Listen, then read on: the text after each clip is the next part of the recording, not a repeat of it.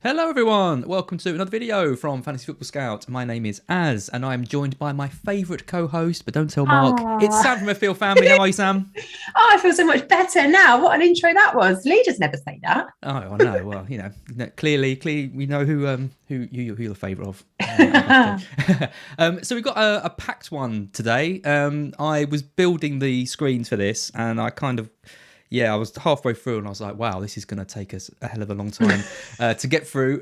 So there will be timestamps on this video that I'll make sure are added, and so you might not want to take the whole thing on. I reckon we're going to be about an hour, something like that. But seeing as the transfer window has just closed, I thought it was a good idea for us to go through not just the deadline day signings, because there's quite a few of those, but also talk about all the other signings that there's been throughout. It's been a crazy transfer window, really, for a lot of clubs.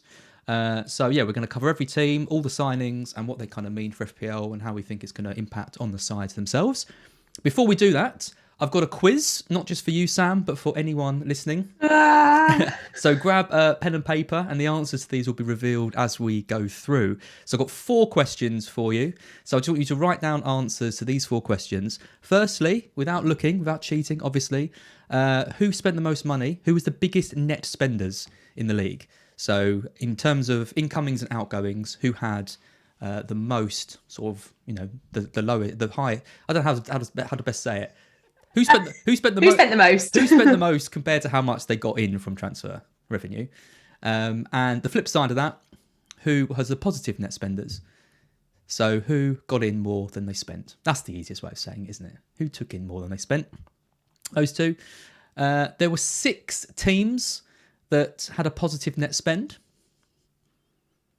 in the league out of 20 teams. So 6 out of 20 teams actually took in more money than they spent. Who were they? Oh my gosh, this is a lot of questions. The first one is easy, to be fair. The first one I knew. The second one, I think I know. This one could just be a bit of a guess. And the last question is, there were 7 clubs who had a net spend over 50 million. Who were they? So 7 teams had a net spend over £50 million. Who were they?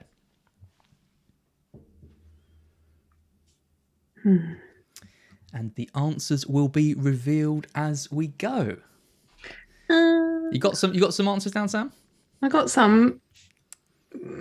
What was the last one? Over 50 million net spend. Net spend over 50 million.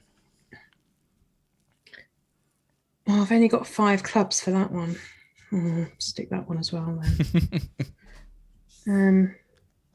Some of them you'd expect. Some of them are a bit more surprising. Right, let's go. So we're going to go straight into the easy question, which was who was the biggest net spender. The biggest net spender was, of course, Arsenal. Did you have Arsenal, Sam? Yes, good. I did have Arsenal. Yep. So out of everyone in the league, Arsenal had a net spend of the most money. I've got some graphics on the screen. They're all from Transfer Market. It's a great site where you can see all the incomings and outgoings and those other stats. Sorry if the quality isn't that good, but I did my best so that you can see them. So Arsenal, they bought Ben White, they bought Martin Odegaard, they bought Aaron Ramsdale, and yesterday they got in Tomiyasu from where did they sign him from Bologna in Serie A. They signed Lokonga as well, Nuno Tavares, and they promoted Balogun up from the Arsenal under-23s. They took 27 million in transfers. Most of that was from Willock to Newcastle, and they spent 149 million. I mean, it's the first one we're going to start with. I mean, what do you make of these signings? I'm not... It's a ridiculous thing to say, isn't it, when you spent that much money, but I'm not hugely impressed by the players that they've brought in. I think Ben White's a good signing, but it's going to take time for him to bed in. I really liked him at Brighton, and I thought what he did for Brighton last season was great in terms of solidifying that defence. And I think he could do the same for Arsenal, but they've had a really poor start to the season. He hasn't really had an opportunity yet to bed down his relationship with Tierney next to him. Of course, the COVID situation hasn't helped. So I think Ben White, for me, is the most impressive of the signings that they've brought in. I just feel like for the amount of money that they've spent, you want to see a bit more, don't you? Yeah. I mean, it says something, the fact that Brighton aren't panicking when they lose a player like Ben White for 50 million. I mean, I rate Ben White really highly. I think he will be a loss to Brighton, but Is he going to be a player that brings Arsenal back into the top 4? I'm not really sure. Is Ramsdale going to get the starting spot over Leno? I mean, he must be seen as someone who can challenge, because they're paying 25 million for him.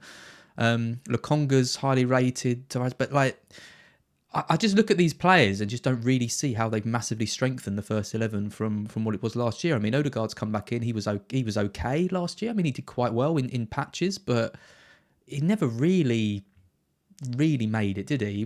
He was good, but not fantastic. So I kind of look at these signings and think they're not any better than they were last year, really. I'm not sure that Odegaard is the sort of player that they really, really needed either. Like there are some other positions where I think they really needed to be strengthened, but I'm not sure that the Odegaard role was that one. I don't know. It's just a hell of a lot of money, and I'm not really seeing that starting 11 is significantly better as a result of it. No, I remember on Football Manager, right, is an example for you. I sold a player for quite a lot of money. Who was it? I can't remember. I think it was Eden Dzeko years ago. And I bought in loads and loads of squad players. And I spent all my money, all my transfer budget, and I think I got relegated.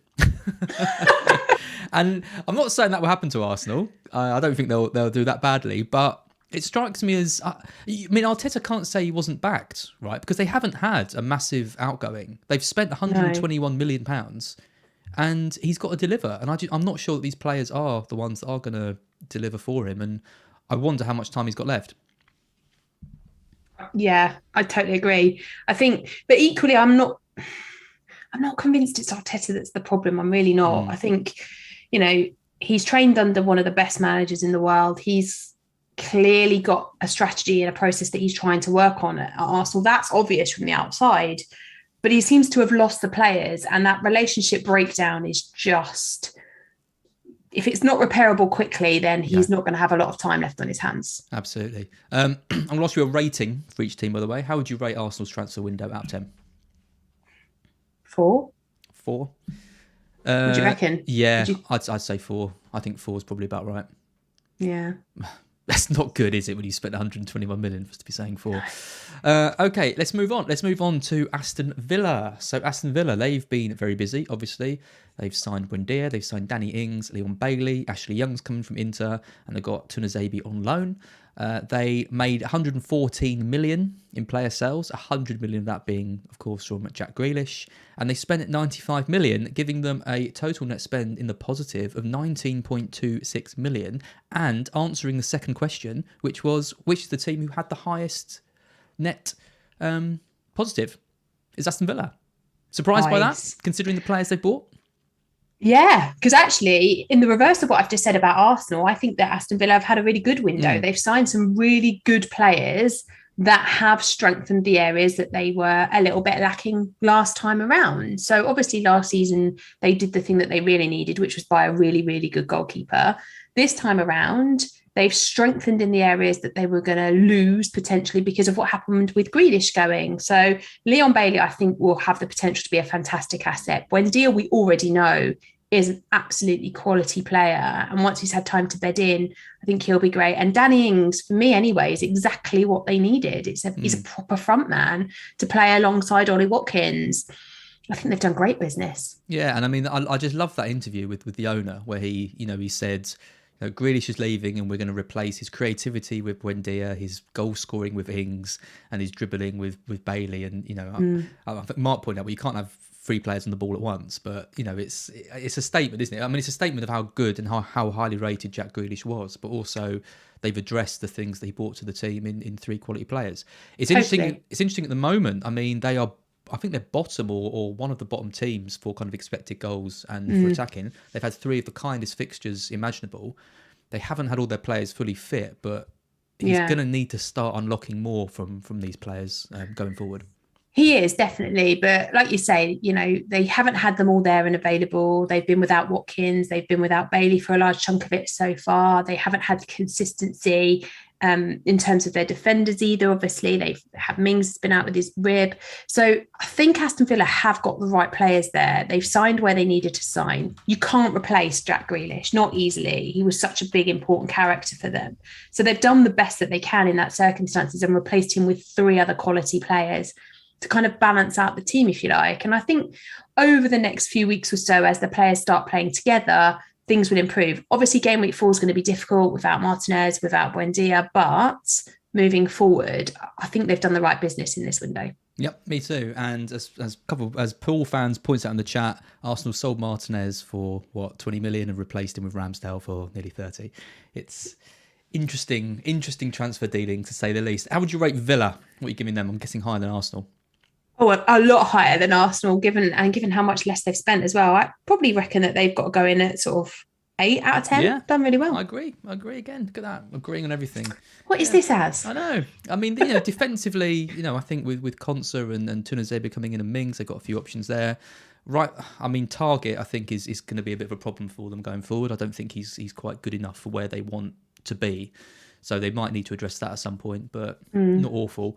But yeah, I mean, they've strengthened massively on last year and bought in. I mean, Danny Ings, I really do think is a fantastic signing for them, because they'd be worse off already. They'd probably have no points going into game week 4. Because they've had Danny Ings has come up with the goods when they've needed him to. So yeah, already he's paying off some of that money. Okay, next, Brentford. They bought Aya from Celtic, Oyuka. I'm going to butcher lots of these pronunciations, by the way, so apologies. Glad you're saying them, not me. It's also really hard for me to read on my screen as well, so because the font's quite small. They bought Vissa from Lorient, and they bought someone from Chelsea under 23s as well.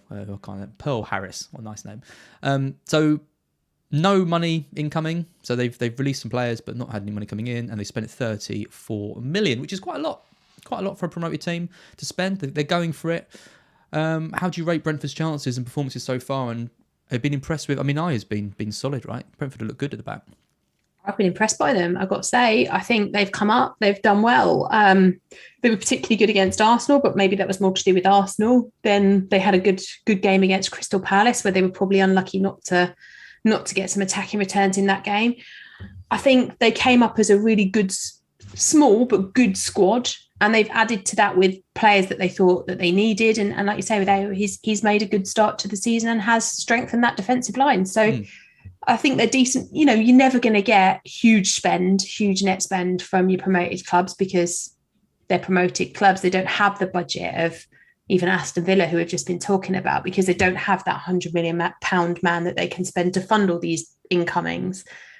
But they've got a good squad there, and I think they could be all right. There's 3 worse clubs in the league than them at the moment, anyway. Yeah, absolutely, I think they're around the 8th or 9th biggest spenders in the league.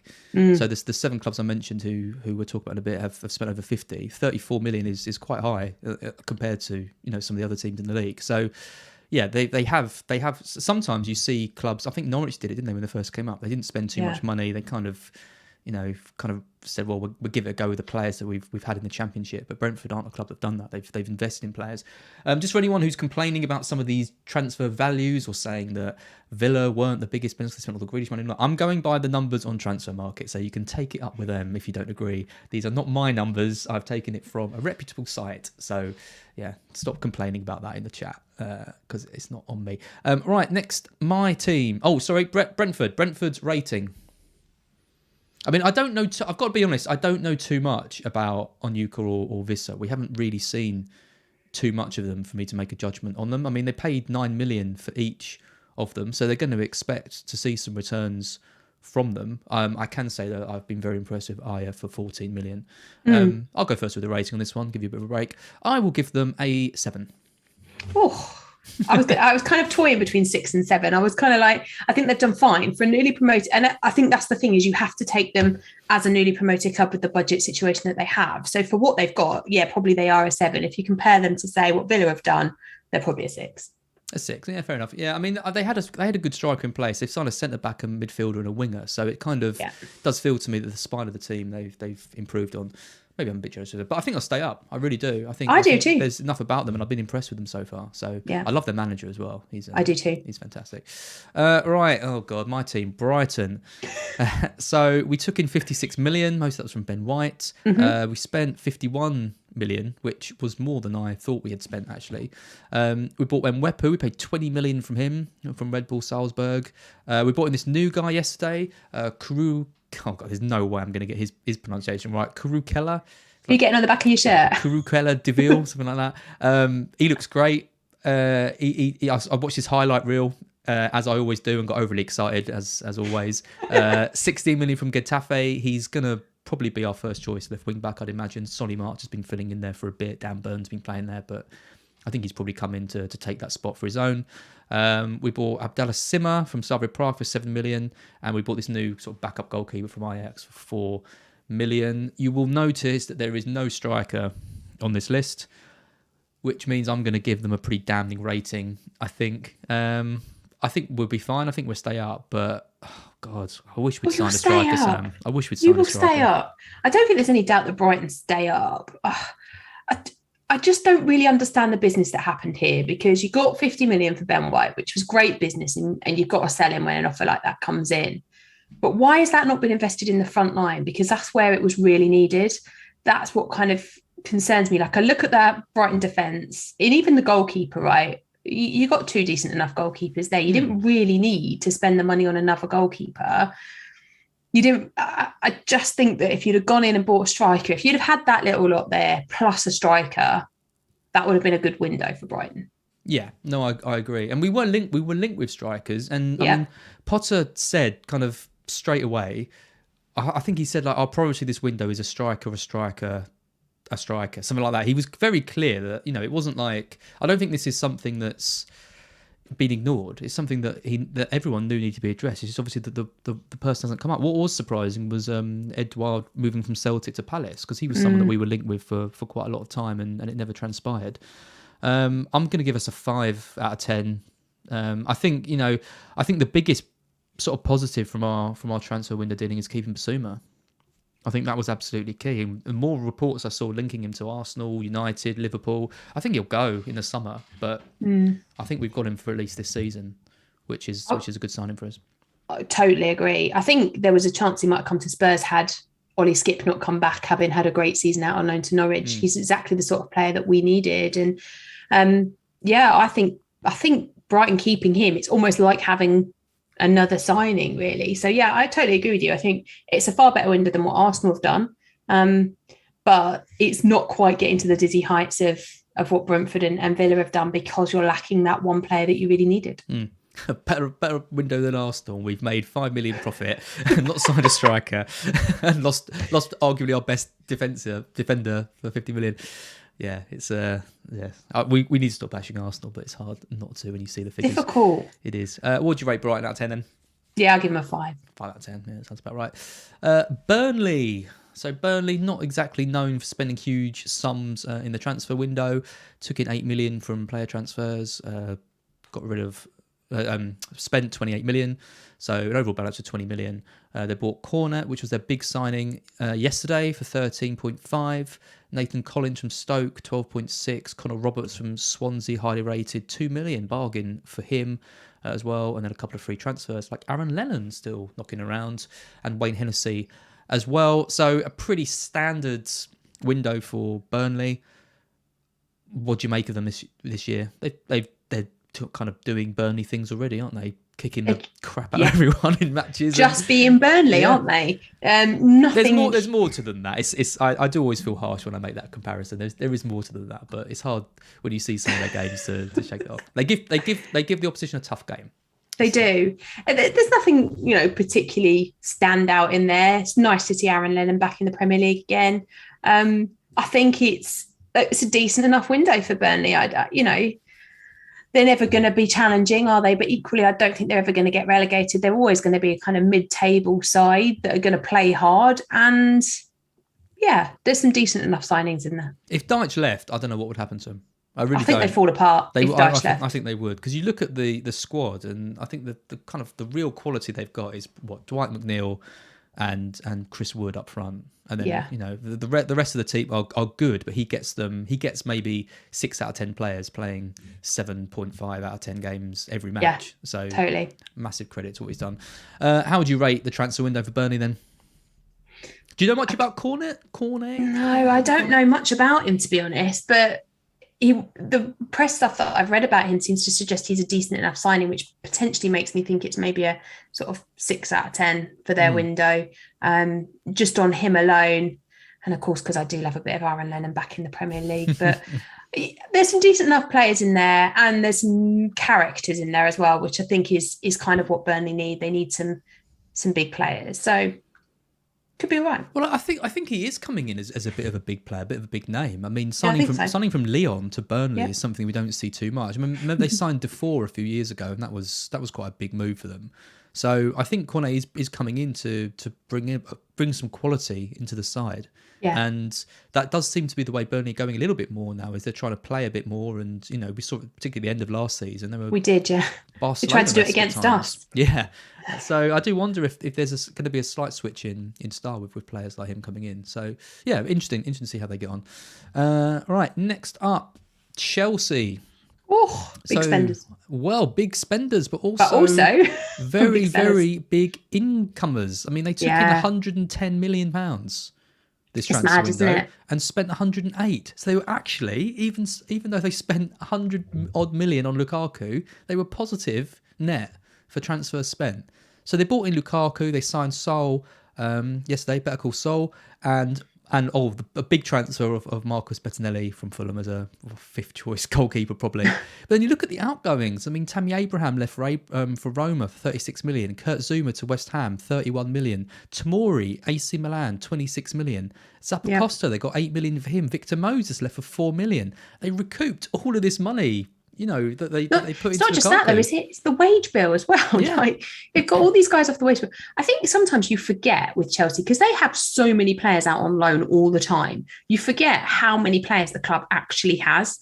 So for them to be able to go out and buy really quality players like they have, but actually have spent no money because they've sold out so many, is unbelievable business from Chelsea this summer. I think so. And you look at the players that they've got rid of, and none of them would have been anywhere near the first team. I mean, No. Tammy Abraham leaving for 36 million. I rate Tammy Abraham, but obviously he's not getting in the team ahead of Lukaku. They got rid of, Giroud as well. Cleared him off the wage bill. Bakayoko, who was probably a big mistake. I think a lot of Chelsea fans would say he's been absolutely hopeless for them. Danny Drinkwater's left as well, an even bigger mistake. But Emerson, Batshuayi, like you say, these are all players on enormous wages that they've managed to clear off the decks. So it's hard to give them anything other than a 9 out of 10. I'm almost half tempted to give them a 10 out of 10 because they've literally addressed. I can't think of a weakness. I don't think they've got a weakness. That's the key, is they had one weakness last season, and it was that they didn't score enough goals because they didn't have a proper striker who was finishing their chances. Because actually Werner doesn't really necessarily fit in that striker position. He likes to be out on the wing a bit more. And the one thing that they had a weakness for, they've gone out and signed arguably the best player they could have bought in that position for the Chelsea team and the way that Chelsea play. I can't think of any striker who would have slotted into that Chelsea team as well as Lukaku has. So they recognised where their issue was. Not only did they go and just spend the money that was needed to get Lukaku in, but they also countered that by getting rid of everybody else that they didn't need and therefore getting him for basically nothing, which is ridiculous business. I literally can't give it anything other than a 10, I don't think. It's perfect business. I agree, and Lukaku is the perfect forward for them as well. Perfect. Like we've said loads of times. You look at these players they've departed though, and you just think there's a mid-table Premiership team here. Tamori, Zouma, Emerson, Moses is a Premier League winning right back, and then Bakayoko, Giroud up front with Tammy Abraham. It's crazy when you see quality team that's gone out, let alone what they've now done to the team that they still have. Absolutely nuts. Yeah, I think I'm gonna have to give them a 10. Yeah, I think you have to. I think they've addressed every single possible problem they had. I think the only I'll give them a 9 actually. I think the only thing that could have made them a 10 was if they'd replaced Zuma with that guy they were looking for. Canude, was it? Yeah, they'll probably come next year, won't he? I imagine so. Yeah. I mean, if they stick it through at the back, I mean, they could be a bit light if they lose Christensen for an injury or something like that. But they can just switch to 4 at the back and probably not worry about it too much. Yeah, so their much quality. Depth. So much depth. They're going to be right up there this year. They're a force. Yep, Crystal Palace. So big load of departures here. Incoming, all just nothing. Expenditure 66 million. So in terms of incoming, they just released everyone basically. Released 12 players and didn't sell them. All the contracts ran out. Spent 66 million on players. So out went Andros Townsend, Van Aanholt, Sacco, Cahill, Dan, Hennessy, and James McCarthy. All of those players played significant minutes for them last season. Big names in that team as well last season. Big names, absolutely. And they've signed younger players who, for a long-term project with Vieira. Yeah. Anderson, Edouard came in yesterday. Elise, really highly rated from Reading. And I missed this one. Will Hughes came in from Watford. I didn't see that. 4.5 million mid on FPL. I really like Will Hughes. I think I'm surprised that he left Watford. I thought he'd be one of those players who just kind of never left, never really. They offered him a new contract, didn't they? And he didn't want to sign it. So that's interesting. Yeah, 8 goals in 118 appearances for him for Watford. I don't know. I think I quite like what Vieira's doing at Palace. I'm going to say that quite quietly because obviously it's not necessarily been the best start so far. But is it ever really under a brand new manager when you're starting basically totally again? Because they've got rid of so many of their key players, but also their big voices in the dressing room as well. Like to lose like the likes of Van Arnhout. Those are players that have been part of the Crystal Palace furniture for such a long time. So you are basically going, right, here's a line. Let's start again. I really like what they've done with the defence. I really like Anderson. I thought he was fantastic last season. They're doing great stuff. The Gallagher loan from Chelsea, I think that's a great bit of business from them as well. Man of the match in his debut game, then gets a brace in his next game. Like they're doing all the right things and they're kind of buying into Vieira's planning, I suppose. So I think it's good business. Big point for them. Against West Ham, they needed that. They really did. Absolutely. No, I agree. I think it's going to take Vieira time, but I think he's the manager who will be good for these players because he is a player that will put his arm around these guys and get the most out of them. And I think Edouard for 15 million from Celtic, I think that is an absolutely fantastic signing for him. I really do. I don't really know how they've managed to pull that off.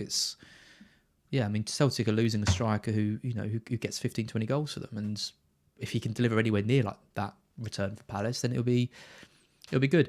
It is a hell of a clear out, though, I have to say. I can't ever remember a team getting rid of this many players in one fell swoop like this. Particularly releasing so many. I know. Like to lose Cahill, Dan and Sacco, 3 of your main centre-backs, is, normally you'd keep one of them kind of around the dressing room, especially like Cahill. I thought maybe, if he could be looking at becoming a coach or something like that, maybe you just give him a contract to keep him on, but he's gone to Bournemouth and wants to play. I don't know. I part of me does think that it was needed, though, at Crystal Palace. Like they had gone quite stale under Hodgson. Like for all the good things that Hodgson did for Palace over the years that he was there, I did feel like a change was needed. And that change was both in management, but also in terms of the personnel. And sometimes you need to have that really painful rebuild, and losing key players is painful, but you bring in decent players who are good for now, but also they're young enough to be good for the future too. And that can only be a good thing. Yep. Completely agree. What are you giving them? What's your rating? 7.5. 7.5. I'll give them a 7. Bit lower. That's fair enough. It is Palace after all. Everton. This is a weird one. Given how much money they've spent over the last few seasons, Benitez has come in and they have massively tightened the purse strings. So they took 7 million from players, and they spent 1.8 million on Damari Gray. The rest were free transfers. So they got Townsend for free, got Asmir Begovic as backup. They got Salomon Rondon on a free transfer from China. Didn't know he was in China. I mean, 1.8 million for anyone is a bargain. 1.8 million for a 25-year-old English player who has definitely got potential in him. It's one of the bargains of the decade, I think. 1.8 million for Gray is crazy business, I think. And he started well. I like it. I think he's exactly the sort of player that Dominic Calvert-Lewin wants around him as well. So not only is it cheap and a good bit of business, but it's a good bit of business for the Everton star players that need that player around them. Him and Townsend, I think, particularly as Townsend was free, like, could you really ask for more than what you've got for next to no money? Like, it's good business, I think. Yeah. It's interesting to me that they haven't gone out there and done a really big star signing, just because with Benitez coming and the kind of slightly negative reaction that came with him. I did wonder whether they might go all in for a big star name just as a kind of like sweetener, if you like, to the Toffees fans. But I don't really think they needed it. There are enough already in that team that they probably didn't need it. But I sort of was expecting somebody a bit more than Rondon yesterday. Yeah, no, I know what you mean. It's hard to know kind of exactly what they need, because I look at their team and think their team is decent. I mean, Decore and Allen in midfield. I mean, Rodriguez is great, but I don't think he's ever going to play for Everton again. I think I'm surprised that he stayed on. I thought they'd do everything. I'm surprised he didn't leave to offload him. They might be a bit short of right back with Coleman there. He's had a bit of an injury, a few injury problems, but they've got the likes of Holgate who can fill in. Godfrey as well could play there, and then centre backs are pretty. They're kind of strong, but not really. I don't think they're really like top 6 contenders. Really, maybe they could sneak in, but I don't know. I think there's better teams. The amount of money they've spent over the last few seasons, I don't think they're like one of the top teams in the league. They're a decent side who'll probably finish about 7th or 8th would be my guess. I mean, I'm not overly impressed by their transfer market, but I'm impressed with Gray. I'll give him a 5. I don't know if that's a bit harsh, Really, I thought it was a bit high. Because they haven't, but they've improved their squad without spending any money. So from that perspective, I think I'd probably be tempted to put them alongside Brentford and give them a 6. Give them a 6. Interesting. They're not spent anything, and they've got somebody in that's improved their team. So yeah, fair enough. I just don't know what the real sort of plan is with Benitez coming in. Like what is his? No, I know what you mean by that. What is his mandate? Is his mandate to take them into the Champions League? Because that was always Ken Wright's kind of main aim, right? Was to get them into the top 4. But I don't think they've got a top 4 squad there. No way. They're miles off. They're miles behind. They've got a top 10 squad there. Yeah. Have they got a top 7 squad there? I don't think so. When you look at what everyone else has done, like the top 4 feels like it's closing in terms of there's a lot of other teams that have done quite good business that will be fighting for top 4 this year. And then you've got obviously the 2 Europa League spots and then the conference spot. I can't see them breaking those spots, not with the squad that they have. No. That's what I mean. Maybe I'm being hard. But well, I think they've got a decent enough squad, but didn't exactly do that great last year under Ancelotti. And surely the aim is to improve on that, and then they haven't bought anyone. So yeah, I don't know.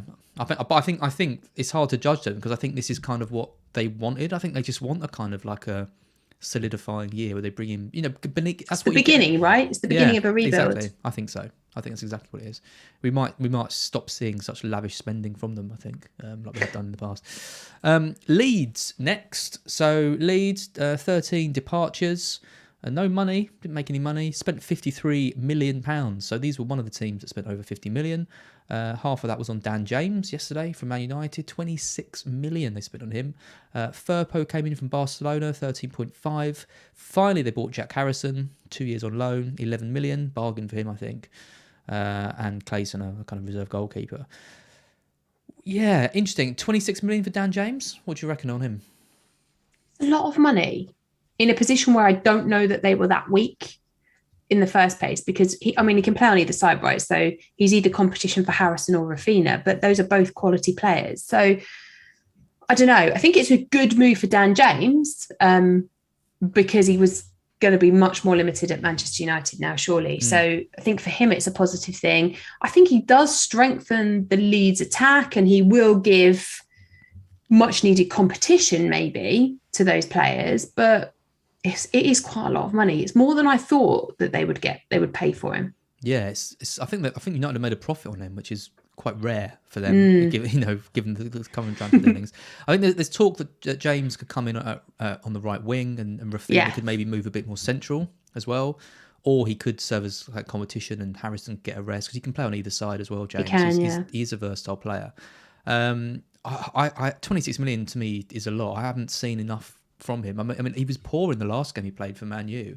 He was against Wolves. He sometimes he's got that kind of like running like a headless chicken vibe about him without too much end product.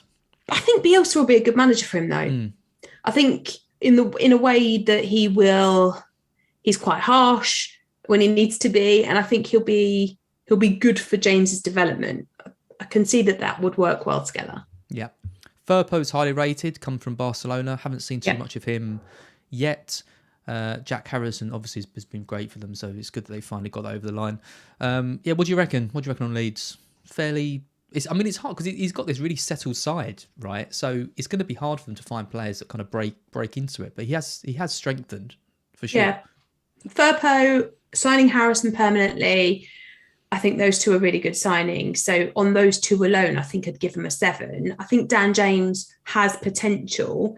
Let's just see how they use him. Is he there as competition, or is he there to play alongside the likes of Raphinha and Harrison? Because if he's going to play with them and play better than he was playing for Manchester United, then that could be also a really good signing. So yeah, 7 out of 10. 7 out of 10. Do you think Dan James could be a factor in our fantasy teams at any point this season? Maybe. I think you would.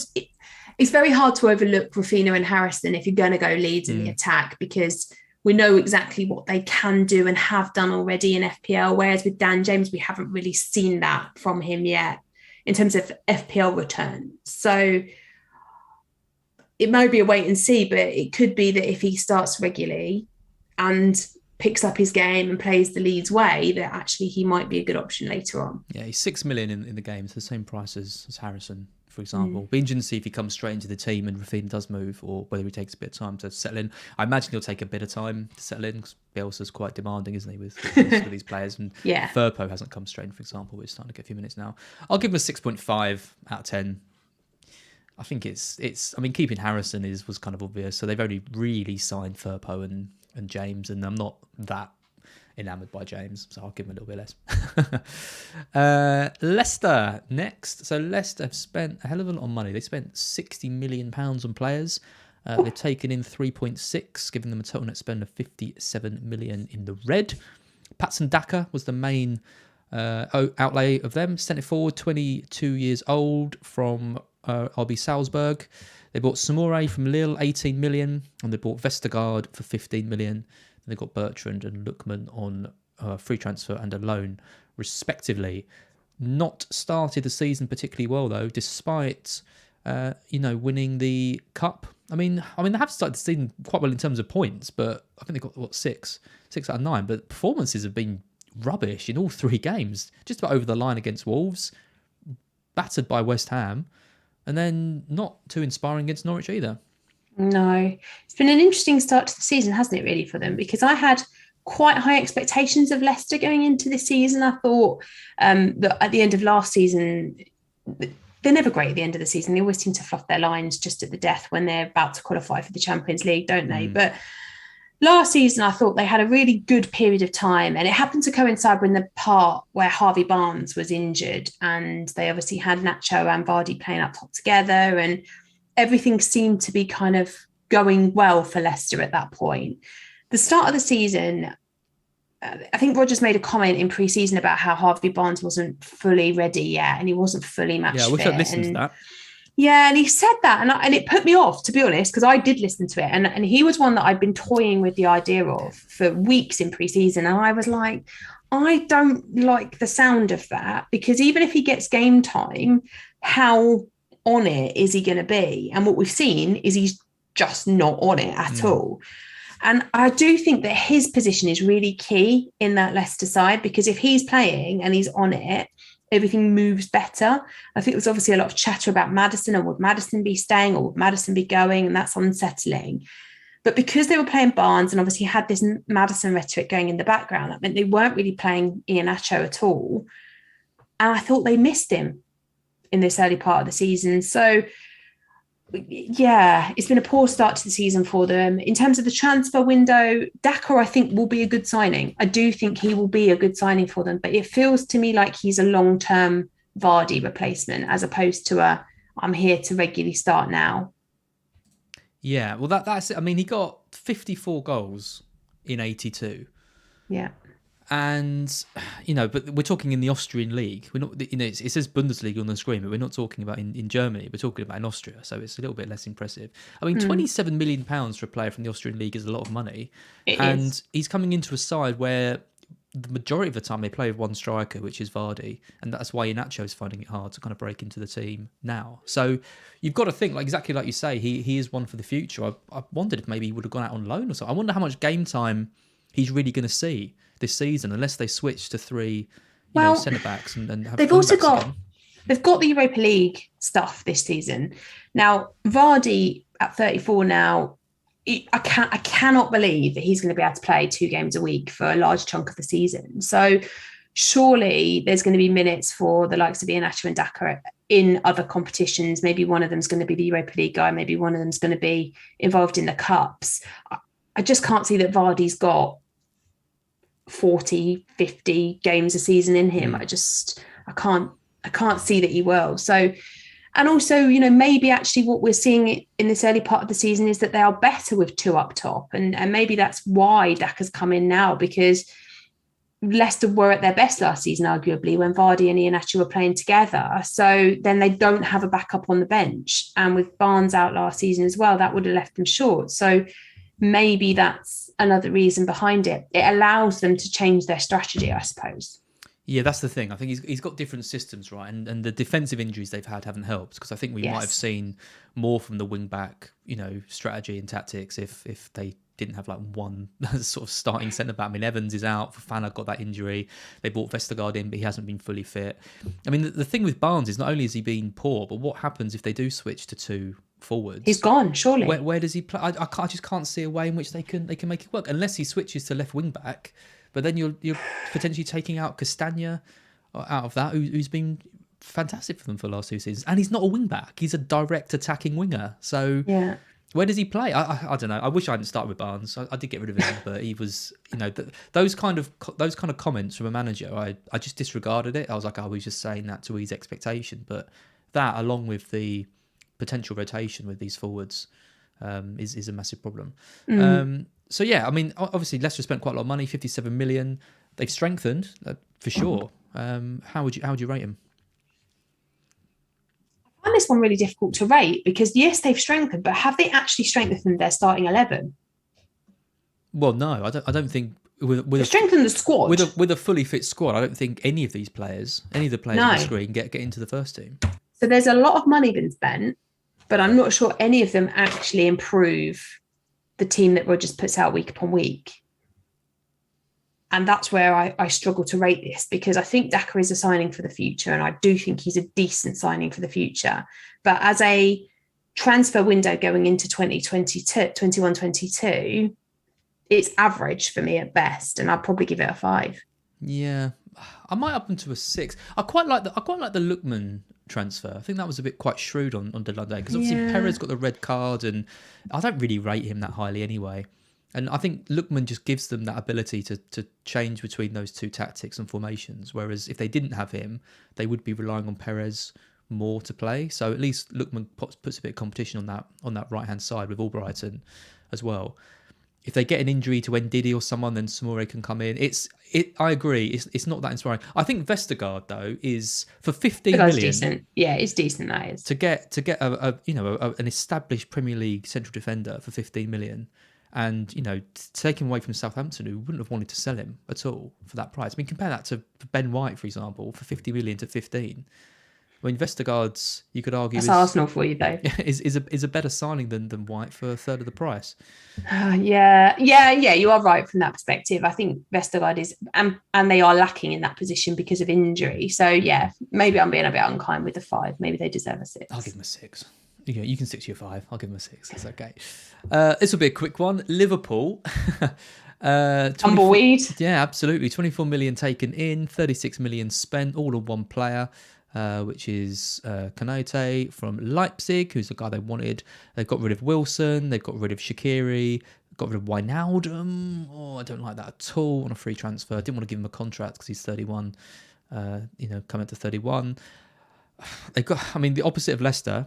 They are arguably a weaker side now than they were. I mean, they have signed a centre-back, which they needed, but you could say, with Gomez there, with Phillips, they already had some options. I don't like their transfer window at all. I think considering how Chelsea, United and City have strengthened, I think they needed 1 or 2 players. Losing Wijnaldum to me is cannot be understated. He's been such a driving force for all their successes over the last few years. What do you make of it all?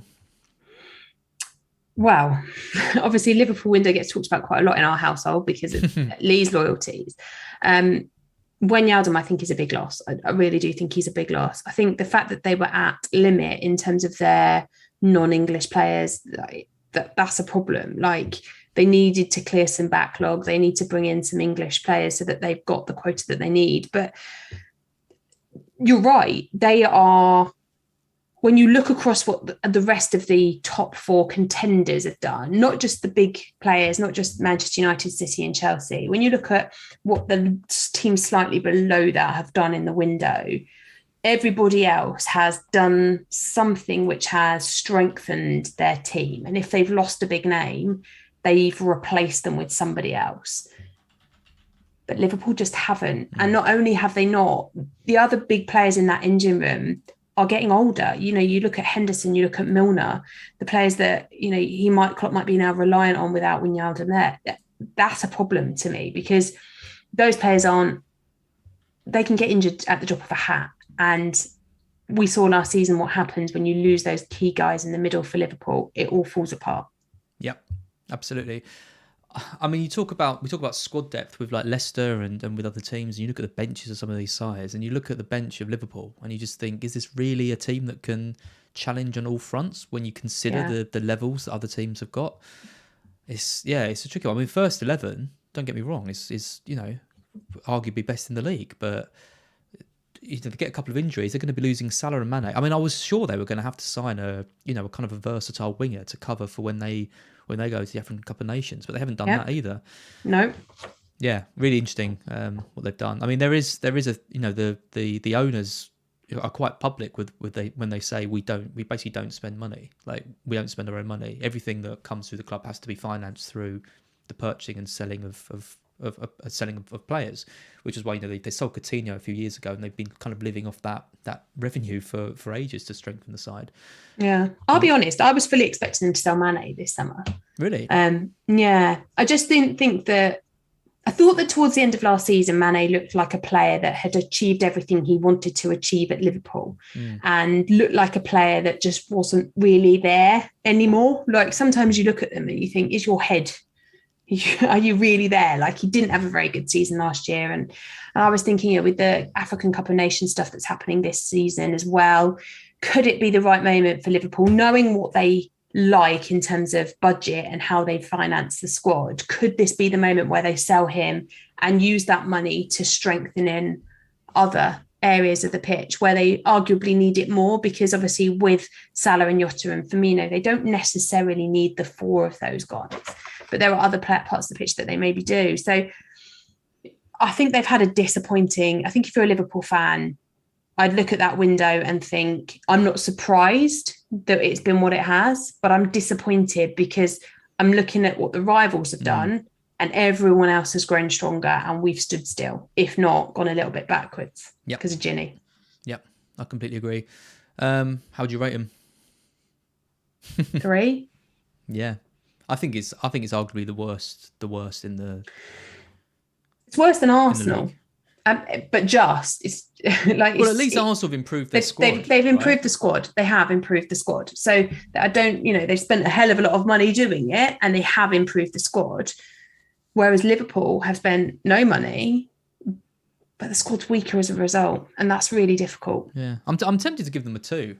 To be fair, I'm only not giving them a 2 because they're getting players back who, are going to be vital for them. So I think, getting the centre backs they're getting back in, getting Van Dijk back fit and stuff means they haven't really had to do too much there. And you could argue that actually the one area that which they kind of had quite a few good options for now is centre back with Gomez and Phillips and Van Dijk, and they bought another centre back. I just think they really needed to buy another central midfielder, especially with losing Shaqiri and Wijnaldum. I just think they're weak. And like I said on the wings, I mean, I'm really surprised they didn't put in a little cheeky bid for Sarr and just try and test the resolve of Watford, 35 million, something like that, and just try and get him. It's to do with their English player quota, wasn't it? Right.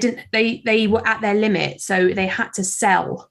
So obviously with the new guy coming in, they had to sell some in order for that to be okay, because they had like Minamino coming back off loan and that sort of thing. So I think their English quota was really difficult. Well, Bowen, for example, would have been a. That's why I'm surprised they didn't go Bowen. Yeah, would have been a great versatile player.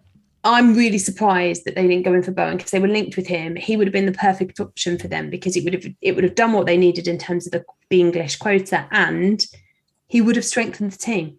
Yeah, interesting. I mean, good start to the season for Liverpool. Harvey Elliott looks a good player. I just think they're gonna fall behind a bit when the Champions League starts and they're fighting on all these different fronts. But we will see. Man City are next. Took in £34 million, so did generate quite a bit of money. Who did they got rid of? They got rid of Angelino for 16 million, Jack Harrison for 11 million, Enimcha to Wolfsburg for 7 million. So again, these big clubs. I mean, they've taken in 35 million pounds of players that were fifth choice, sixth choice. No, 16 million for Angelino. I mean, there's no way Angelino's breaking into that City side. 11 million for Jack Harrison. They can just generate cash, can't they? These big sides, they can. Like you kind of mentioned. Only one sort of major signing. We could talk about Harry Kane, all the things with that, or Ronaldo, but we won't bother. But Jack Grealish for 100 million. How do you rate him so far? Grealish is a great signing for them. Did they really need Jack Grealish? Maybe not. They have so many really good creative players in that similar sort of role to what Grealish does. But I do think Grealish has improved Man City, even in the opening 3 game weeks of the season, where he clearly isn't yet up to full Man City speed in terms of knowing where his teammates are, but he's making all the right runs and being in all the right places. The big question for me is that they haven't signed a striker, and that is the position that they were really lacking. They were lacking it last season, and they've gone into this season arguably still lacking it. Now, for us, from an FPL perspective, it does look like, therefore, Torres is going to be a great option. But is that really the sort of player they want to rely on all season? Like you say, with Liverpool, once the Champions League starts, once they're fighting on multiple different fronts, how much time is Torres going to be able to, and how many goals will he contribute to the team over the course of the year? I think it will be very disappointing to Man City that they have got out of this transfer window without a striker. Yeah, I agree. What do you think about Grealish from a fantasy perspective? I've got him in my team. I had this conversation with Lee the other night, because every time I watch him, I like him. He will return FPL points. But for $1 million, yes, or just under $1 million less now, you can have Torres, who's likely to return more because of the positions that he's going to be in. So I've seen Grealish doing a lot of assisting of the assists lately, which would frustrate me a lot. And although I think he will be he'll be in the team more than he's rotated, because that's always one thing we look for with Pep, of course. But I think Torres for $1 million, just under $1 million less, looks better value. Yeah, what I like about Grealish, from what I'm seeing, is he sometimes looks a little bit lost, like he's not fully in the system. But the flip side of that, he does look like he's getting into some quite advanced positions. Definitely. So there's 2 or 3 times when the ball came in the Arsenal game, and he was kind of standing just behind Torres or just behind, but right in nearly on the line at times. So he has definitely been tasked with getting forward. I think what I really like about the Grealish signing is that, other than Mahrez, really, they haven't really got too many players that can really beat a man and just dribble the ball and just take it past. They've got some really clever pass of the ball and stuff. But in terms of these pure take-ons, Grealish is one of the best, I think, in world football of doing that. So he'll also win a lot of free kicks, which when KDB's back will be ideal for them. Absolutely, because he gets the ball and he drives, and the only way to stop him a lot of the time is just to hack him down. And you see it happening week on week. He's the most foul player in the Premier League last season, and in the Euros, I think he was as well. And he barely played. So yeah, I really like that that element, and I think he's fantastic for them. But I agree. I'm amazed they didn't get a striker, and they're going to be relying on false nines again, but I guess that's kind of just what Pep likes to see. So how would you rate, I mean, you're basically rating the sign of Jack Grealish here. How would you rate their transfer window? Well, and the fact they didn't get a striker. I think this is a difficult one, because I think the signing of Jack Grealish is good, but the fact they haven't got a striker brings it right back down again. So I think Grealish, you could arguably say that's a 9 out of 10 signing. But the fact they haven't got a striker, which is what they really needed, probably brings them back down to sort of an 8 for me. An 8 is quite high still. I just think Grealish is really good. He is really good. I think the signing of Grealish is really good. It has strengthened them. and he has made a big difference already. And I think when KDB's back, he'll make an even bigger difference because of winning free kicks and that kind of stuff.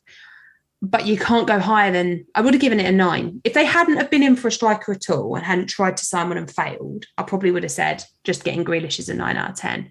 But because of where we are and because they have failed to sign the one player that they really needed, you've got to bring it down a bit. I think the funniest thing is they've actually lost a striker this window in Jesus, because he's gone over to the right wing. And Aguero. And well, obviously, Aguero's gone. So you think, okay, the backup striker's going to step up. Oh, no, wait, no, he wants to be a winger now. So now we literally don't have anyone. They've got Rory Delap's son, and that's about it. It's the fact that they've not only has Jesus said, I don't want to be a striker on a player on the wing. Pep hasn't even seemingly tried to stop him from playing out on the wing. He's just gone, all right, then you play on the wing. You do what you want. And he's done really well there. So it's kind of done really well there. Hard to fault it. I'll give him a 7. I think they needed to get a striker just to convert some of these chances. But I guess they're just all in on the Haaland basket. Now they're putting. Oh my God! I tell you what, the next summer surely is going to be. I was really surprised they didn't go in for Lewandowski at the end, at the death. Really surprised, given that I know it's 100 million. That's what they said they wanted for him. But I thought when they lost Kane and then apparently lost Ronaldo, I thought surely they're going in on Lewandowski. Surely, don't know. Yeah, I think it's all about Haaland. I think Haaland fits the transfer policy of that club to the T. Young player. They want to get as many years out of him as possible. They're going to have competition from other sides, but it's a pretty attractive. That's it. Will he go there? Because Man United are surely going to want him as well. Chelsea have already sniffed about, although I don't know if they will next summer because they've got Lukaku now. There's going to be a lot of big clubs in for Haaland next summer. It's who can afford him, really. I mean, Madrid are almost certainly going to get Mbappe, for free now that they've turned down that thing. So he's not going to go to Real Madrid, you wouldn't have thought. PSG, I mean, possibly if Mbappe goes, he could be the one that they go for.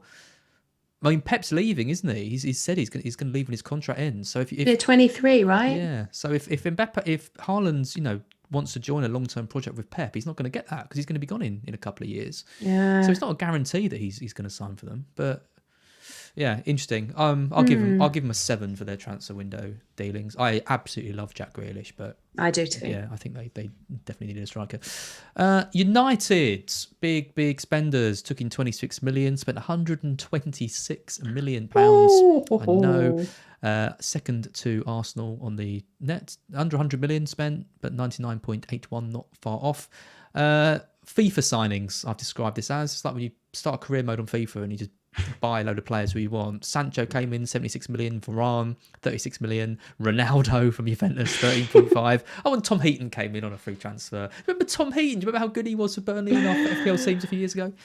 Again, this is another random one though, isn't it? That's another English name on this team sheet, isn't it? Like that's what that is about. This is the total opposite of Arsenal splashing the cash this window, because even if they'd have come out of this just having signed Sancho and Varane and Heaton, you'd have been like, that's a good window for United. To then be offered Ronaldo at the death and go all in for him, I love it. Like, I love the romanticness of a player returning to a club. It was the same with Bale last season. Henry as well, when he came back and scored. There's something about it, isn't there? Something, even as a non-Man United fan, I love it. Like, I'm here for it. I think it's a great window for them. I think on paper it is anyway. Like, whether Ronaldo comes back and is all things to all men again in the same way that he was last time he was there. Let's see, he's a lot older now. Can he keep up with the pace of the Premier League? But he's not a midfielder anymore. He's a forward, so that'll help. Varane, I think, has got real potential, but didn't play a lot of games over the last few seasons. So can he keep up with the level of matches that Manchester United are going to have this season? But then again, they do have plenty of other players to play and rotate around. So I think it's a good window. It's a fantastic window. I mean, the main weakness they didn't address was a sort of defensive centre mid. I mean, McTominay's injured now, and Fred isn't up to it. Like, no. I think everyone knows that Fred is not up to it. They're putting Pogba back at centre mid now, and he's not really. I mean, a midfield two of Pogba and Fred just isn't. It's not secure enough. There's too many worries about them. So that is something they need to address probably next year. But they've just got so much attacking talent now. I mean, and these are players they needed. They needed a decent centre forward, they needed a right winger, and they needed a centre back. So they have, not only they've 3 great players, but they were weaknesses they've addressed have come in. So you talk about being the opposite of Arsenal's window, and I completely agree. Spent about the same money, not only addressed the weaknesses they've got with first team players to come in, but solve weaknesses that they had. So yeah, I think it's absolutely fantastic. Sancho's a really interesting one. And I do wonder if as the season progresses, we're going to see more people going to him. I mean, Ronaldo's 12.5 million on FPL, so he's going to have to deliver sort of week in, week out. Fernandes, we think, is probably not going to be such a good option. Do you reckon Sancho 9.4 million could be a factor in our season? I think he probably will. It's just a timing factor, isn't it? And I think a lot of people are talking about selling Bruno to fund Ronaldo because of the route to points thing that we're expecting if Bruno loses penalties and set pieces. And so suddenly we might be in with a situation where, not so much now, but when the fixtures shift again for United a little bit later on in the season, we could be in with a situation where we're trying to double up with that Manchester United attack, and Sancho's price is much more helpful in being able to do that. Yep, completely agree. Rating? 9. I'll give them an 8, which seems a little bit harsh. What else could they have done? They needed a centre mid. They really did. But then wouldn't that have been a 10 out of 10 for them? If they'd got their centre mid, wouldn't that have been a 10? Yeah, it would have been a 10 out of 10. Yeah. So maybe 8 is a bit harsh. I'll stick with it. I'll stick with it. I think it is a great win for them. And there's a lot of pressure now on Solskjaer to deliver, because he's now got a team of superstars and they're not going to settle for, no trophies and second, third place. He's got to win the league. I think he's got to win the league with the team he's got. He's got to certainly try, hasn't he? They've got to put up a hell of a fight. They've got to get close. I think he should be aiming to win the league with the I think it's between them and Chelsea this year. You think City are going to fall beyond because of the lack of striker? Yeah, because I think you look at where the stars are across the Manchester United and Chelsea team, and there isn't. I know we just talked about that central mid, but the players that are really key in terms of goal scoring, Chelsea and Man United have that in abundance. City, there isn't that one person that's guaranteed to get you 20 goals a season. They spread the wealth, of course, and there'll be goals across that team. But United have got Bruno and Ronaldo, and Chelsea have got Lukaku, and Man City have got Torres. I don't know. I think they'll be behind this year. Yeah, I'm a big fan of Solskjaer, but I think now, given the players, I think he might get found out a little bit. I think he's done great. I think he's stabilised the club. He's saved them from, probably a mid-table finish or a couple of mid-table finishes or something, and rebuilt the side amazingly well and stuff. I think if United had Tuchel or Klopp or Pep, they'd win it. They'd win the league this year. I think under Solskjaer they won't. I think they'll come second or even third. This means we're putting Liverpool like fourth at this rate. Yeah, I know. I think it's between City and Chelsea for the title. And then it's between Liverpool and United for third. And I think everyone else is just so far off now, those 4. I think it's the biggest gap we're going to see from 4th to 5th that we're going to see in years. Interesting. Yeah, very interesting. How you doing? You all right? We're an hour in. We've got 7 more to go. Feeling good? Come on. Let's soldier on. Let's smash through it. Where are we now? Newcastle? Newcastle, yeah, this will be a Hooray. quick one. One signing for Newcastle, 26 million, Joe Willock.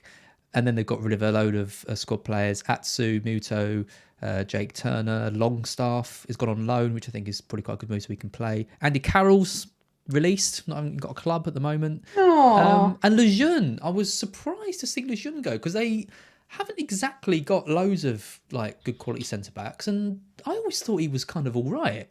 So the fact he's gone, we think on a free transfer, I was a little bit surprised with. But yeah, Newcastle. I mean, Ashley just didn't want to spend it. I mean, I'm amazed they got Willock for 26 million. I mean, the reality is he wants to sell the club, so he's not really looking to invest in players. I think the Willock signing is good. That's the one thing I will say about this. I do rate Willock. He did make a big impact for them on loan last time around. They just need that club to be under new ownership, and then I think it would be fine. But as a window on itself, it's just a bit meh, isn't it? I think that's probably the perfect way to describe it. And I think everyone expected it. I don't think. No one's surprised, are they? I don't think there was much surprise that Ashley didn't spend loads of money. I think they'll be happy with Willock coming in. Yeah. But yeah. I don't know. I think they'll be all right in the league. They'll be fine. They'll be fine, and that's all that will ever happen. They'll just be fine. Yeah. What do you reckon then? 5.5. I'll give them a 4. What, the same as Arsenal? Well, yeah. I mean, Willock's a decent signing, but you could argue that they need a new. I don't know. They need a lot of things. They need new central midfielder, new defender. They need left back, right back, goal. You know, they could strengthen the entire squad if they wanted to. Apart from and I think they will, but they will, won't they? When somebody who owns the club wants to invest, Yeah. so that's the key. I think with Newcastle, it's not that they can't invest or can't attract the right players. It's just that they don't want to spend the money at the moment. So with Willock coming in for what he did, I think it's fine. Yeah, it's fine. Get through the year. That's what it is about. I think with Ashley, isn't it? Let's just get through. Let's just get through this year. Let's not get relegated. Maybe if they did get relegated, he'd go. So maybe there's a few Newcastle fans. I don't think they do, but I think they'll probably survive. Norwich next. So they got quite a bit of money in. I mean, they had 24 players leave the club overall, which is a lot. Only made 34 million, but that came from one player essentially, which was the Buendia sale. Spent 59 million on players, so invested that money and spent another 25. Rashika came in from Bremen. Zolis came in for 9 million. Josh Sargent from Bremen, so 2 signings from Bremen for 9 million. Ben Gibson from Burnley, 8 million. I'm not even going to try. Demetrius Gineloulis, 6.75. I mean, they've Angus Gunn, goalkeeper from Southampton, 5.27. They got Kabak on loan. They've made Billy Gilmore came in, Brandon Williams. Oh, the list goes on and on and on. You can't say they haven't, signed some players to give this a real go this time. And I definitely get the sense when they sold Buendia, I thought this is going to be another Norwich giving up before the season's even started. The signings they've made though makes me think they are going to give this a real go this year. I thought we were going to see a disastrous season from Norwich when I heard that Buendia had gone to Aston Villa. I honestly thought they would really struggle with goals, with just everything. But then actually the way that the summer's gone, they've signed some decent players because obviously they've lost Buendia. Ollie Skip's come back to Spurs, 2 of their really big, important players from last season. And I thought suddenly you've lost the guy that's protecting the back line and you've lost the guy that's being all creative across the attack. So what are you going to do? But 10 permanent signings, 4 loan deals. You can't say that they've not gone out there and tried to stay in the division. They definitely have. Yep. They've tried to backfill the positions. I really like Rashika. We went down there to watch them on the opening day against Liverpool. He impressed me so much. It's a game against Liverpool, right? So it's never going to be the easiest fixture in the world, but he was so attacking. He was in all the right places. He put in 10 balls, but of those balls he put in, hardly any of them actually made it to Pookie because they just weren't looking for each other yet because it was new, right? And over the course of this season, when the fixtures changed, particularly from game week 5, and that relationship starts to be built in the same way that the Pookie-Buendia relationship existed, I think they've got enough there with the strengthening that they've done, with getting Skip replaced by Gilmore, with bringing in Williams on loan. They're doing the right things to protect the team and to protect their place in the Premier League.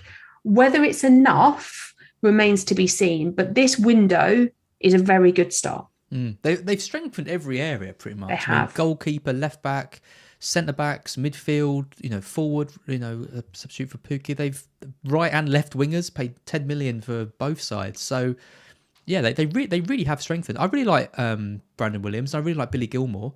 I think they're getting players. I mean, Brandon Williams a few years ago had broken into the Man U side and was playing sort of fairly regularly. Billy Gilmore was someone who Chelsea fans absolutely love and rate really highly. And Kabak as well was someone really highly rated that did okay for Liverpool last season. So, I mean, Kabak going from Liverpool to Norwich, I think is a hell of a coup for them. I'm gonna score them highly. I think they've signed some really good players here. Ben Gibson is a player that I like at Burnley as well. When I've seen him fill in for one of the guys, I'm gonna give him an 8. Yeah, I agree. I totally agree. I think this could have been a disastrous window. It could have been a disaster, but they've invested well with the money they've got. Yeah, I think that the tricky thing is going to be gelling in these players, like you say, getting them, because they can't spend half a season, misfiring and not working well together. He needs to get them working as a unit quickly if they're going to pick up points. And like you mentioned, the fixtures turn really nicely for Norwich soon, and they need to pick up points in those games or they're going to be in trouble. So they need to get things sorted quickly. Southampton. Okay, so there's a bit of flack on the chat saying, oh, Southampton had the best net positive. Not according to Transfer Market. They took in 57 million but spent 38 million. So they had a net of 18.95, so just under Villa's 19. Just under. But yeah, Adam Armstrong came in for nearly 16 million. Parul came in for 10 million. Lianco Livramento, my boy from Chelsea, 5.3. He's looking great already. And they got rid of, like they always do at Southampton, revolving door comes around. Danny Ings left for 31 million. Vestergaard left, we talked about. Guns left. Lemina's left. Bertrand, Hote, all these guys. And in case you missed it, deadline day move of our 4.5 million forward, Michael Obafemi, has gone to Swansea. Boo. So there are really now not many 4.5 million. I think Keenan Davis is the last man standing, pretty much. Yeah, what do you make of Southampton? They just kind of become this side, haven't they, where they kind of have a clear out every year and bring in some new players and stuff. And I do wonder when that's going to run out for them. That luck, well, not luck, but that strategy. I worry though, don't you? Because every year, it's like their big players go every single year. Last year it was Højbjerg. This year it's Ings and Vestergaard. I feel like every year they've got a player or a couple of players who are really the heartbeat of the team, and then they disappear off to another Premier League side where they do really well. I think Danny Ings will do really well at Aston Villa, and I think Vestergaard at Leicester is a good move. But I worry for Southampton. I think Armstrong looks okay. He's made a decent enough start to the season. It's going to be very hard to replace Danny Ings, and he's going to have to bed in quite quickly. Livramento looks good as well. I like the flexibility he has of being able to play in midfield as well as in defence. I'm not convinced that they're a better team than they were at the end of June. No, I would say they're almost certainly a weaker side. I think Adam Armstrong's a good player, but he's not as good as Ings. No, exactly. Although he might not be injured as much, so you could argue that they could get more games for him. I think losing Vestergaard was a massive blow. So close to the start of the season. And they've not really replaced him with another key big figure at the back either. No, he's a giant of a man, and he's imposing sort of figure, and they haven't replaced that.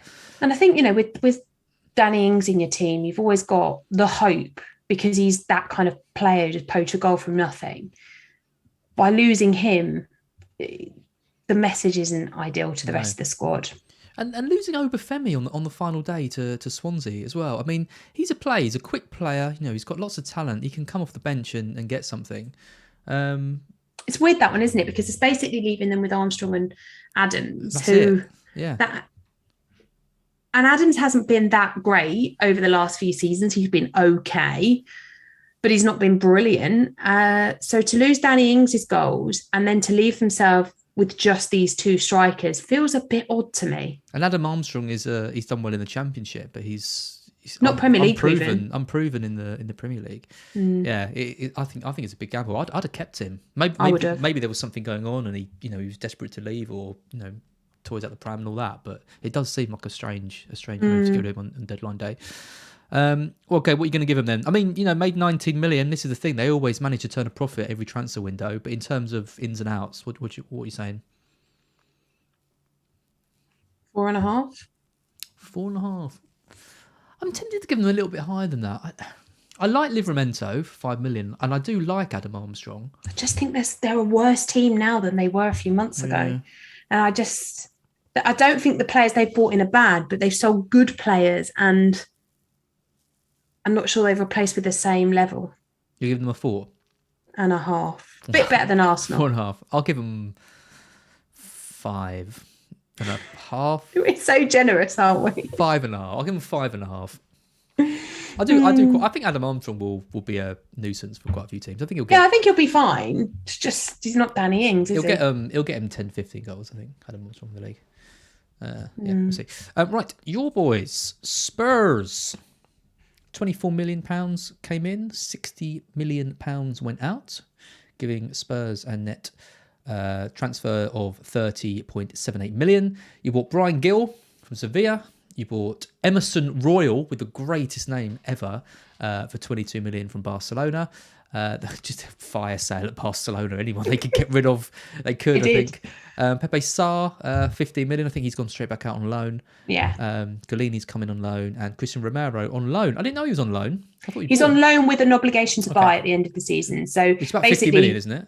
Yes. So basically, it's just delaying the inevitable spend until the end of next year. Yep. And then you've had a clear out. So Foyth's gone, Alderweireld's gone, Sissoko went to Watford, Joe Hart, Danny Rose, Eric Lamela, Casaniga, Sarr. Aurier went. I didn't know Aurier had gone when I saw this list. They terminated his contract. Wow. My mutual consent last night. Yeah, I did not know that. So, Tanganga's obviously now got less, just him and Doherty, right? Well, Royal. Oh, and Royal, of course. So that's right. Yeah, so it happened when Royal signed. They terminated Aurier's course. Contract because I suppose we don't need 4 right backs. So is that the end of Tanganga then, with Royal coming in? Probably. Yeah. Whether it's happened straight away or not remains to be seen. But I mean, you don't sign a guy from Barcelona for that level of money and then play Tanganga over him. Yeah, fair enough. He's more attacking as well, this one. So yeah, you saw Spurs, didn't you, against Watford? Yeah, we went to the Watford game. Yeah, you didn't, I must admit, Gil and Romero didn't play, did they? So you wouldn't have Gil seen did. He came on for the last 10-ish minutes of the game and was good, actually. And I watched him throughout the Olympics and he looked decent in that side. So I think he's a decent enough signing for the future. He seems to be, he's young, he's fast. I think he will fit in the Spurs style of play, but probably not going to be one that plays week upon week at this point for us. I think Royal will be. And I think FPL have added him at 5, so coming in slightly cheaper than Reguilon. So from that perspective, it might be, he might be a good option. I think he got 8 goals in his time at Barcelona, so he has got potential for some attacking threat too. I actually think it's a good window for Spurs. I'm surprised to see us sign as many players as we have. It's been a painful one because we've got some very big, important players that have done very well for the club that have gone out. Toby Alderweireld, Sissoko, those sorts. But it's been a clearance of the wage bill, new fresh talent coming in, and most importantly, kept Harry Kane. Interesting. I don't think it has been a particularly good window for Spurs. I look at the players you've brought in. I mean, Romero, I haven't really seen too much of him, but he's kind of the big name centre-back you've got in. Yeah. Gil basically is Lamela from what I've seen, like very left-footed. Younger Lamela. A younger Lamela, yeah. Yeah. Emerson Royal's coming in at right back. Is he a huge upgrade on Tanganga? I mean, Tanganga's had a good start to the season, right? But this is a guy from Barcelona, so you think he probably has. And that's about it. And then I look at the players you've got rid of, and you talk about Southampton. Like, do you think you're in a much stronger position now, like your squad, than you were at the end of last season? Do I think we're in a much stronger position? I don't think we're in a weaker position. I think a lot of the players that we've got rid of off the wage bill aren't players that regularly started. No, that's true. They are a lot of players that were kind of taking up wages that we can use now to increase the wages of the bigger players who obviously we're going to need to in order to keep them happy because certain people need new contracts. So by getting these guys off the wage bill and also by changing the atmosphere, I think what we're seeing with Nuno is a total rebuild, and it's what has been really needed at Spurs for a while. He's taken out a lot of the old guard and then replace them with talent that's coming through in the future, because actually the Spurs attacking players on the pitch, I don't really think we needed an upgrade in any of those areas. We've got some decent attacking players. We've obviously had Ollie Skip come back from a very successful loan at Norwich and has fitted into that central defensive midfield role next to Højbjerg really well. The Romero signing, I think, is one that's going to be really positive for us. I think that will really strengthen our defensive line. I don't know much about Royal, but we were very keen on him for quite a long time during this window. And I'm glad to see that went over the line yesterday, because I don't think Tanganga, as much as I like him, I don't think Tanganga is what we need if we're going to be a really solid defensive unit with attacking threat down the wings, which is what Nuno wants, because Tanganga cannot offer attacking threat down the wing. He can offer security at the back, but he can't offer the attacking threat. So I think what we've done is we've replaced the areas where we needed it. We've got rid of the players that were kind of coming to the end of their natural cycle at Spurs anyway. And it's a painful rebuild, but I don't think the team is any weaker. In fact, I think the defence is stronger as a result of it. Yeah, I mean, you look at the age of the players you brought in. Gill's 20, Royals 22, Pepe Sarr, highly rated, 18, Romero's 23, and you've got rid of Alderweireld, who's 32, Sissoko, 32, Danny Rose, 30, Lamella, 29. Yeah, so Aurier's 28, for example. So, yeah, you've definitely brought in younger talent. I just worry that I look at Spurs' squad, like I looked at them against the Watford game, and it's just Son and Kane are just so by far, and maybe Reguilon as well, they're just so by far the best players in that side. And Dele Alli and Skip in midfield, I mean, Skip's good, but is he like... I just felt like you were quite a way off where you were a few years ago, basically. You know, when you had the likes of Ericsson and Ali at peak form. Yeah, and Kane I mean, I and don't disagree with that, actually, but I think we are... For where you are now, we're at the beginning of a new cycle, and with that comes painfulness at times, because you're going to get rid of players that actually have a lot of emotional, you must be used to that value. as a Spurs fan now, Sam. Oh, of course. I'm more used to this, but but this time around, I'm watching what's happening, and I can see why it's happening. Like, I can see the rationale behind what Nuno's doing. There appears to be a plan, and what he is publicly saying matches what you can see us doing in the window, which is something that is highly unusual for Spurs. Like, normally what Mourinho was saying and what we were doing were totally different things. But with Nuno, you can see what he says trying to be translated on the pitch. And he does seem to have the buy-in of these players. So these players coming in, they're young, they are the start of something for the future. So I don't see Spurs challenging this season, but if we can rebuild this season and use it as a springboard for the future, which I think this window puts us in the right place for, it's an okay window. I think we've done all right. 3 wins in 3. Must be top of the league. It's got top of the league. Must be some method with madness. Go on then. What's your rating? You're going to give them scoring quite high then? There's no star signing in there. There's no big name. Like last year, obviously Bale came back on loan. There's none of that this year. It's very sensible. What we need, safe pair of hands. So I'm probably tempted to go 7.5. 7.5. I will give them a 6. Fair enough. I'm not too impressed, but yeah, the rationale you said makes sense. I think, yeah, when you look at the players who've gone, it was needed, wasn't it? These guys aren't going to be the ones to take you forward, and hopefully some of the players that you have now can do. Yeah. Watford. So Watford have spent by far the least of all of the promoted clubs. 13 million they took, 16 million they spent, which gives them 3 million net in the Reds. Their biggest signing was Imran Louza, a central midfielder from Nantes in League One. Dennis the Menace, I literally cannot stop myself. I have to call him that. From Bruges for 3 million, who's made a good start. And Sissoko's joined for 3 million. So only really 3 sort of major sort of transfer signings there. Danny Rose came in from free. They got Josh King on a free from Everton. Tufan from Fenerbahce. Do you reckon they've got enough? I'm sceptical. Yeah, I am too, to be honest. I think they looked all right when I watched them live against Spurs. They looked all right. Attacking wise, they've got some decent players in there. I thought Cucho Fernandez, when he came on, was really good. Sarr's obviously great. So going forward, I don't think they're going to have too many problems. I mean, they've got enough. He's left. They've got enough forwards to be all right. I think they've still got 7. Yeah. So they're all right. My worry for them is defensively. I just don't think that they've...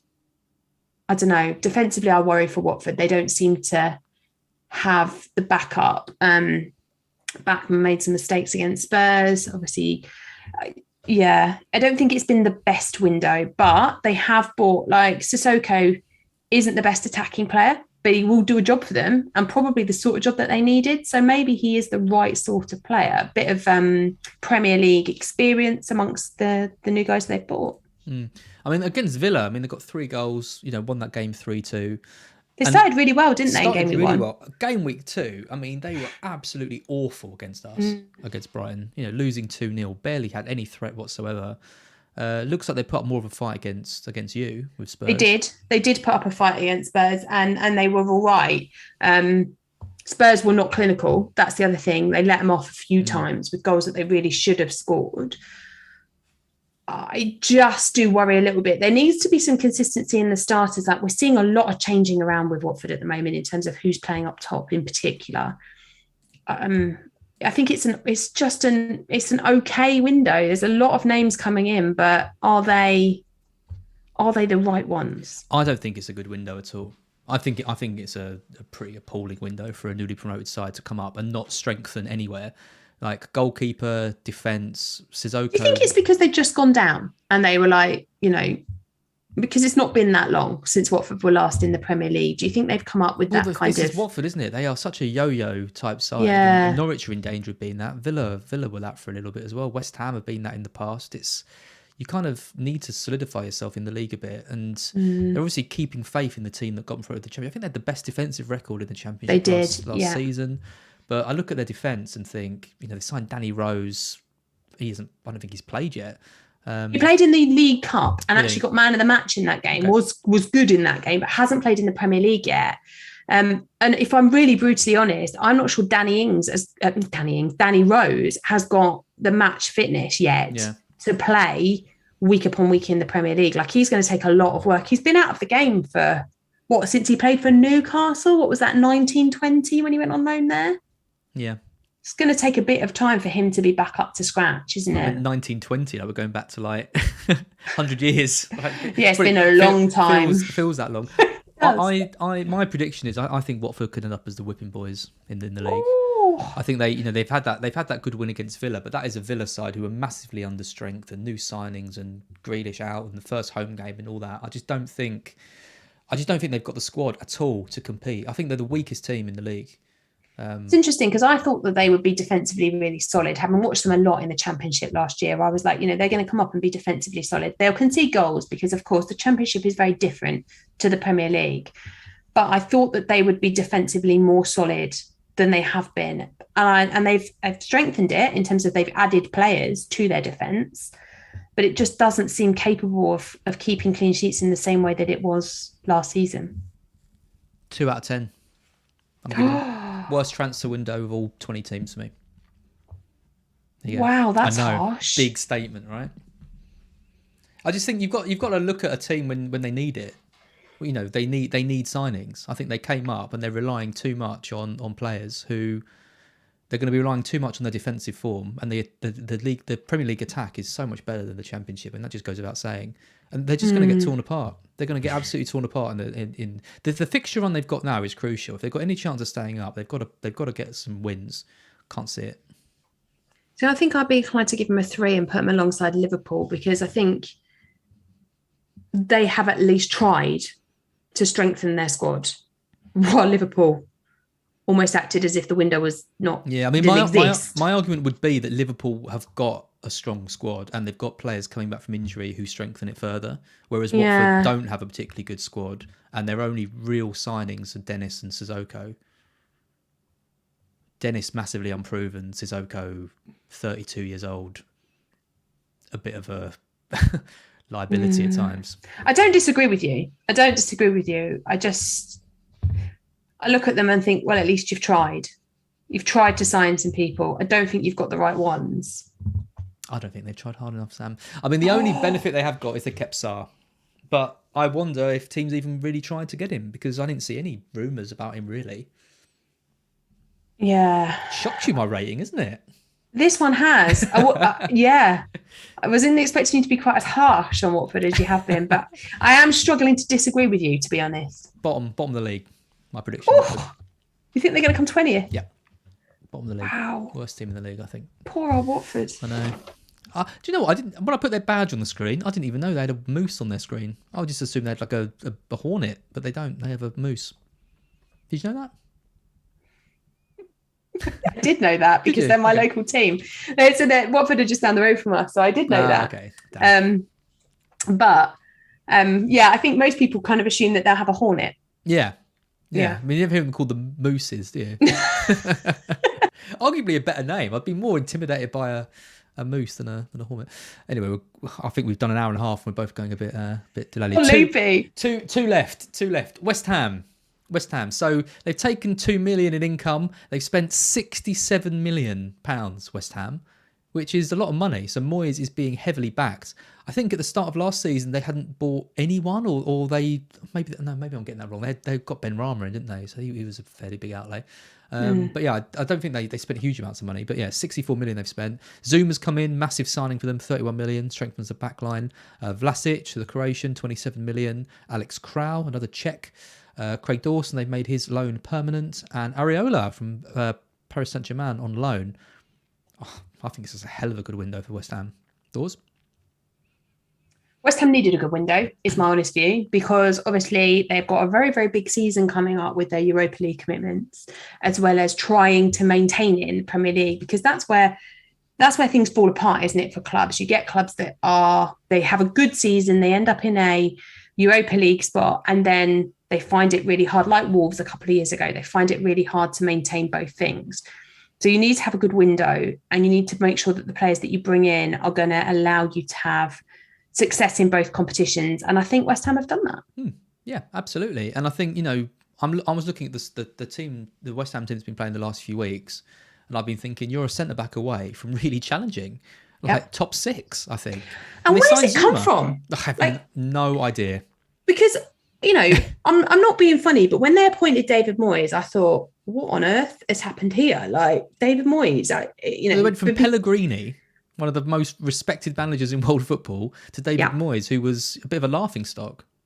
Exactly. And I was in my head thinking, and then at the start of last season, obviously they had COVID troubles and they started so badly last year.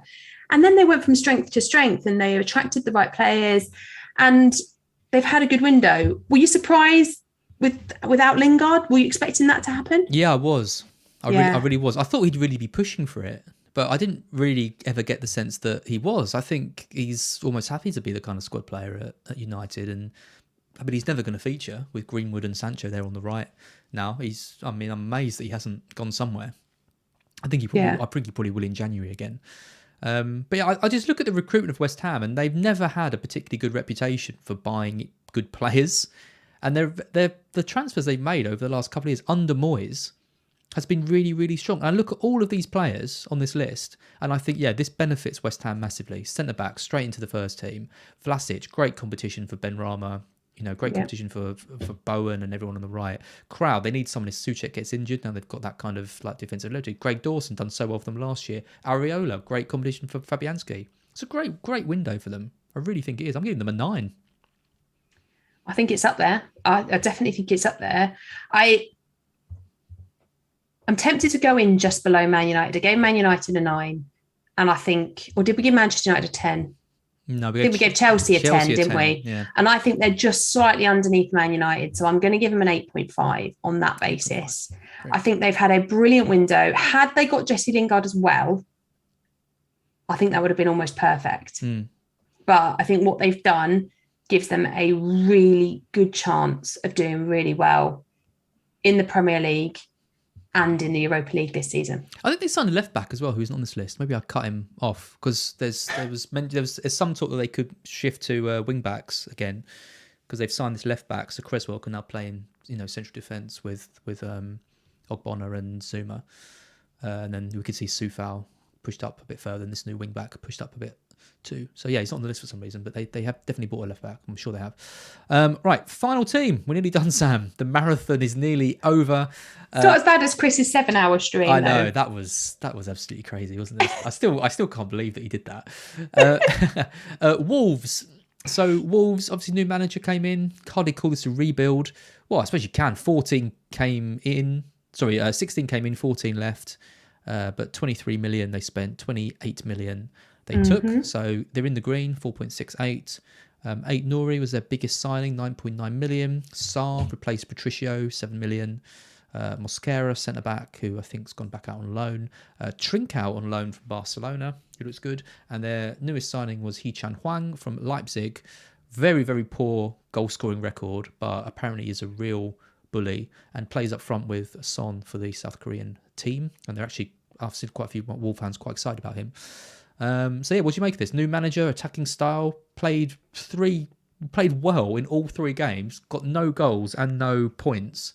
but there's definitely returns coming for them, surely. Do you know, it's funny because I just recorded a video for the family channel this morning about fixtures swings, and Wolves are right up there. Their fixtures for the next 5 weeks are really nice. And having watched the Wolves games over the last couple of weekends, they've been so unlucky not to return something. And I think, it always takes a bit of time, doesn't it, with new managers to kind of get into a situation where everybody knows what's expected. But he seems to have got them knowing what they need to do and doing what he wants them to do. Just we haven't had the returns yet. So what have they had? Third for goal attempts with 57 so far. Only City and Liverpool have had more. Top for block shots with 21. They've only conceded 27 shots. Only City have conceded less than them in the first 3 game weeks. So they're doing everything right defensively and going forward. They've only conceded 1 goal in each game. They just haven't scored any goals yet. But they're surely going to come. Trincao, I think he looks great, really great. If Traore, now they've kept him, that's a big part of this as well. They've kept Traore, who's huge for them. If he can start finishing his dinner, and with Jimenez now back, that's like having a new signing again this season. They could do really well. They're going to be more attacking. We've seen that already. They're really trying to push forward. I quite like what they've done in this window. I can see where the new manager wants to take them with the kind of signings he's brought in. Yeah, no, I like him as well. I think it's hard when you come to a new club and you want to stamp your style. I think he's done that really quickly, and he's got them playing the way he wants, like you say, in almost just a pre-season. So you've got to give him credit for that. I think the problem they're having is that Traore cannot finish, and that isn't new information. We all knew that. No. But also Jimenez has seemingly forgotten how to score as well. And obviously he's coming back from the injury and things. But if you look at the amount of shots he's having, both of them are having so many shots. You look at their accuracy and it's so low. So they need to start just putting shots on target, and then the goals should come. And I assume that's what they're working on kind of behind the scenes. Hee Chang-Wang's an interesting one. I don't think he's going to be an FPL option, but I think he's going to provide sort of cover for Jimenez, maybe give him a bit of a rest every now and then. Or if they play up front together, then he should be good foil for him to stay more advanced. Yeah. Decent window for Wolves, though. I'm going to give them... I'm not going to go too high. I'm going to give them I'll give them a 7. Yeah, I'm tempted to put them in with Spurs and give them a 7.5. I think they've... With these clubs with new managers, if you can see what the manager's trying to achieve in the window, and with Nuno, it's strengthened the defence. With Wolves, their attacking play has improved here. You can see where they're trying to go with the team for the future. So I think it's a fairly good start. Yep. And they kept Traore, kept Neves as well, who was, I think, linked with Spurs for a bit. Isn't everyone? Yeah, isn't everyone? Yeah, I think they've done enough this window to have a respectable finish. I don't think they're going to be putting up trees, but I think they top half of the table, maybe 9th. Oh yeah, should be pushing for 8, something like that. Should be, yeah. Sam, that is it. All 20 teams done. If you're still here, if you watch this all, consider chucking us a like, subscribe to the channel. Definitely need a cup of tea. Also consider joining the Fantasy Scout members, premium member. You get members articles, you get season ticker, you get weekly projections, you get the transfer planner, members videos from Mark, loads of great stuff as well. So consider signing up to that. But for now, Sam, let's go have a cup of tea. I hope you've all enjoyed this video. I know a lot of you have disagreed with our ratings and disagreed with the transfer figures that I got from a website online. So apologies if you were offended by any of that. But Sam, thank you so much for troopering on with me, and we'll be back for the Q&A.